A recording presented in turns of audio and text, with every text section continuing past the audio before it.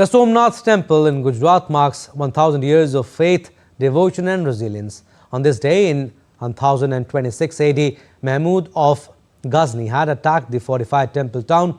Nearly 50,000 defenders had lost their lives while protecting the shrine. But through centuries, the Somnath Temple has stood tall as a symbol of India's enduring spirit. A report.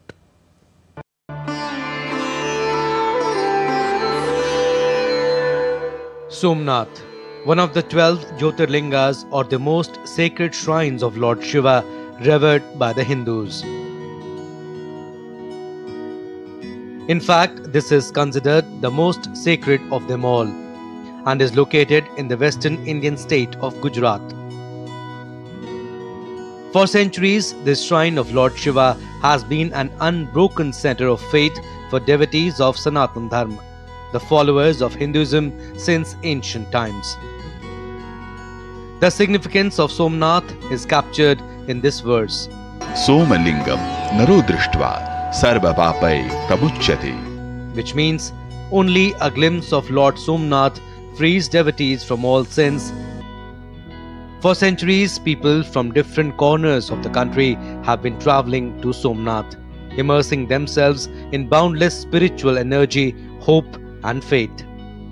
Over the years, history has also recorded dates when attempts were made to destroy this sacred pilgrimage of faith. 1000 years ago, in 1026 CE, with the invasion of Mahmud of Ghazni, a dark chapter of medieval barbarism began. The temple was destroyed, the shivling was broken, and it was placed inside a mosque. Attempts were made to trample and wipe out the Sanatan faith from the roots. Attempts were made to silence the ringing bells by attacking the ancient rituals. Barbarism and humiliation continued. Repeatedly, the Hindu faith and its followers were targeted. Countless innocent lives were lost. The aim was to erase the existence of Sanatan followers, to shatter their faith and destroy their traditions. First under the rule of Delhi Sultanate and later under the Mughals, this cruelty and the atrocities against the Hindus became a recurring pattern. Alauddin Khilji, Sultan Muzaffar, Mahmud Begra, Aurangzeb and many other rulers.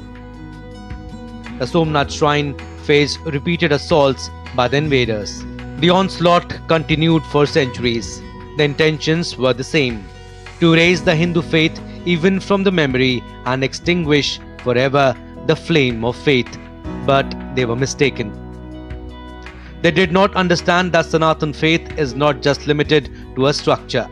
It resides in people's hearts, flows in their veins, and is connected to every breath of Lord Shiva.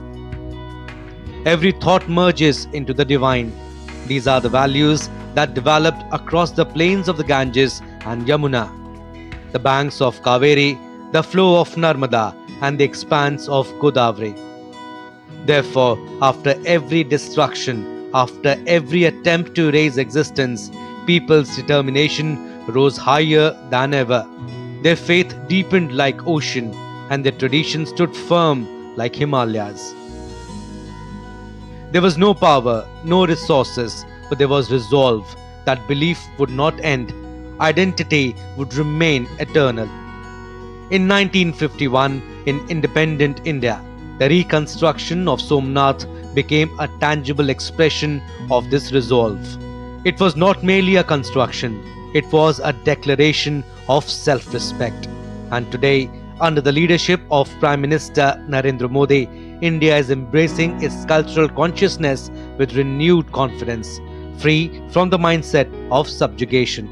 On the completion of 1000 years of this unbroken faith, the country is celebrating Somnath Swabhiman Parv. Somnath does not tell us how many times we were broken. Somnath tells us what we resolve each time.